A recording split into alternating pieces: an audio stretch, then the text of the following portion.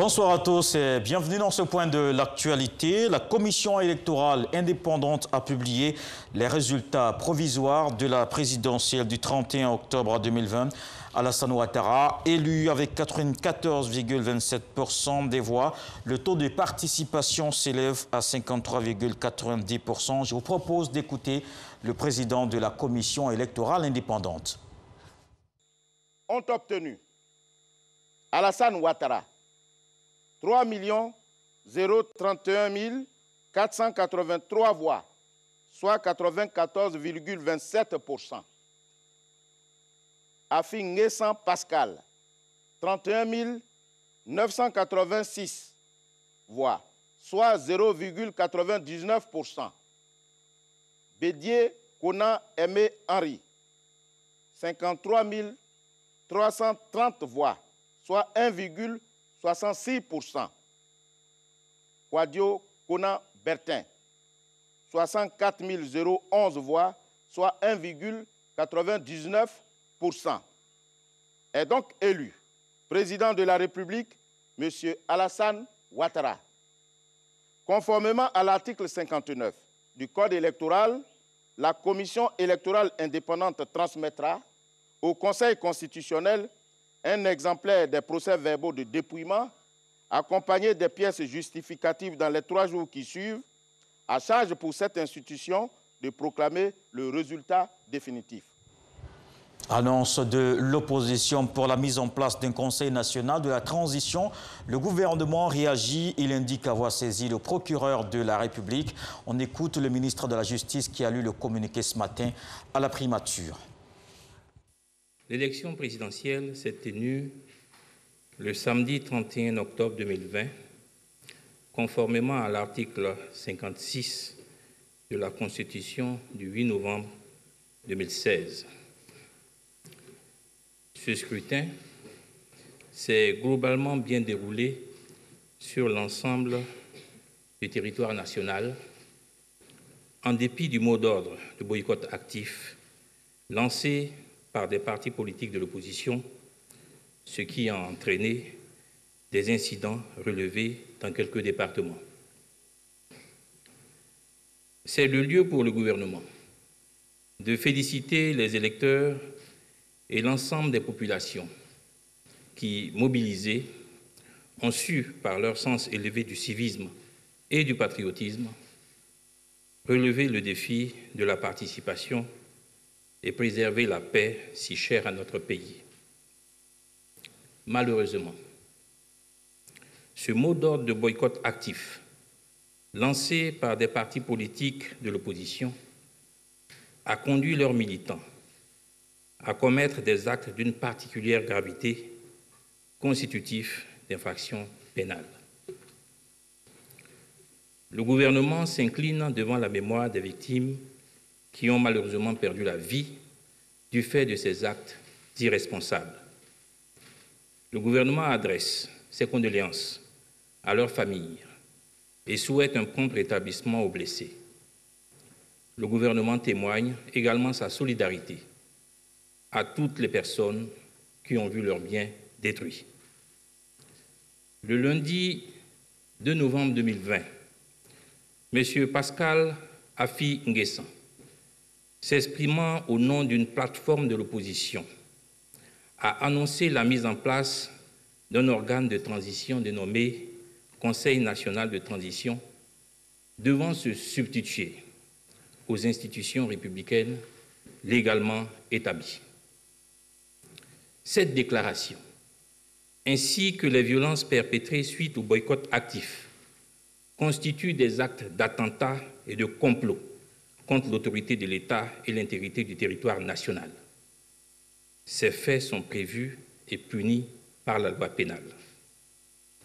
Condamnant avec la plus grande fermeté cet acte de sédition, le gouvernement a saisi le procureur de la République près du tribunal de première instance d'Abidjan afin que soient traduits devant les tribunaux les auteurs et les complices de ces infractions.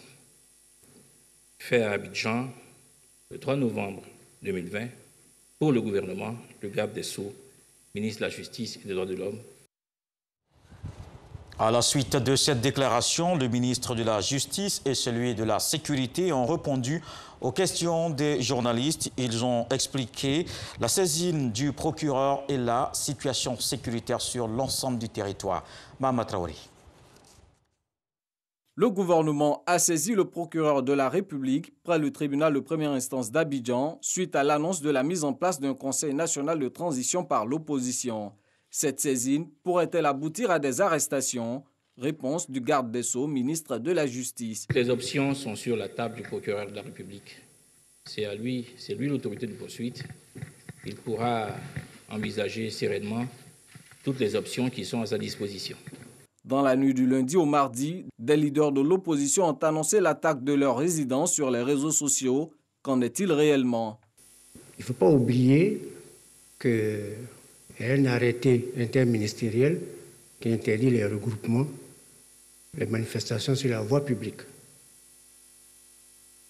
Dans un contexte que vous connaissez, une déclaration a été lue hier au nom de la plateforme de l'opposition qui institue un organe de transition.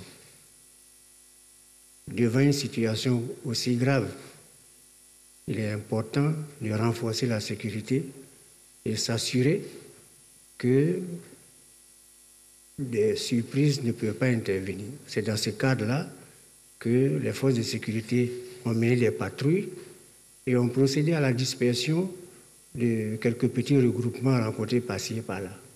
Rien de plus. Le ministre de la Sécurité et de la Protection civile fait également le point de la situation sécuritaire à Yamoussoukro, la capitale politique. Nous avons assisté dans le cadre justement de ces mots d'ordre de boycott actif, nous avons assisté à des actions qui avaient pour seul objectif d'entraver la libre circulation des personnes et des biens sur l'ensemble du territoire national, notamment dans la région de Yamoussoukro. C'est ainsi que les axes menant de Yamoussoukro à Boaflé et menant de Yamoussoukro à Boaké étaient totalement obstrués. Et dans la ville aussi, les barricades ont été dressées dans un certain nombre de quartiers. Les forces de sécurité ont été instruites de procéder à la démolition de ces obstacles. C'est ce qui a été fait hier sur les deux axes et en ville. À l'heure où je vous parle, la situation est devenue normale à Yamoussoukro, la vie a repris, comme partout ailleurs sur le territoire national. Présidentielle 2020, Kwadjo Konan Bertin félicite son adversaire, Alassane Ouattara, pour son élection. Le candidat indépendant était face à la presse pour également appeler l'ensemble des forces politiques à la concertation pour la paix dans le pays. On l'écoute. Monsieur Alassane Ouattara est arrivé en tête du scrutin. C'est pourquoi, devant le peuple ivoirien, je veux le féliciter.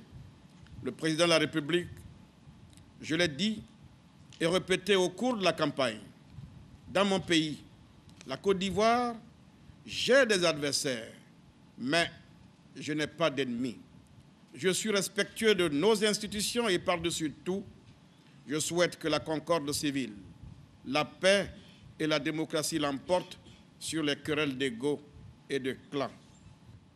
Dans les heures et les jours qui viennent, comme je l'ai fait jusqu'à maintenant, nous prendrons nos responsabilités dans l'intérêt exclusif de la Côte d'Ivoire. S'il s'avère possible de mettre en œuvre certaines de nos propositions, s'il apparaît qu'il existe une réelle volonté d'union nationale, s'il s'avère que s'impose un désir sincère de réconciliation, alors je serai disponible pour y apporter mon concours. Mes amis, votre mobilisation. Autre présidentielle, cette fois aux États-Unis, les Américains votent ce mardi 3 novembre pour élire leur président. Joe Biden, 77 ans, favori des sondages depuis des mois. Le président sortant, Donald Trump, a laissé entendre qu'il pourrait contester le scrutin du 3 novembre s'il n'en sortait pas vainqueur, un fait rare dans l'histoire des États-Unis. Chaque côté, démocrate comme républicain, se prépare au scénario qui plongerait les États-Unis dans l'incertitude. Mais dans l'histoire des États-Unis, jamais une contestation du scrutin n'est allée jusqu'au bout de la procédure. Je vous donne rendez-vous à 20 h pour le journal.